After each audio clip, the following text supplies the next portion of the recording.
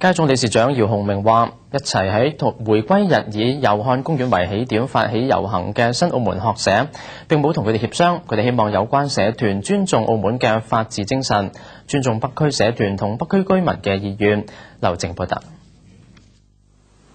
咁但係好遺憾，就有啲社團就公開記者會，就話要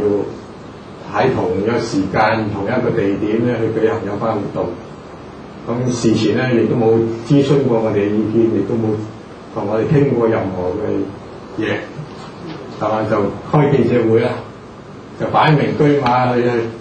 咁我哋覺得咧，就希望有關團體咧就遵守有關嘅法例，同埋尊重澳門嘅法治精神，尊重北區社團同北區居民嘅意願。而新澳門學社就表示，會以開放嘅態度喺未來幾日爭取與同一日喺祐漢公園舉辦活動嘅團體斡旋，協調使用場地嘅問題，希望可以分開時段共用場地，暫時唔會改變原定嘅計劃。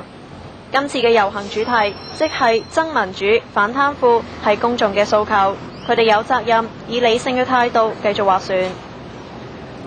實習記者劉靜報道。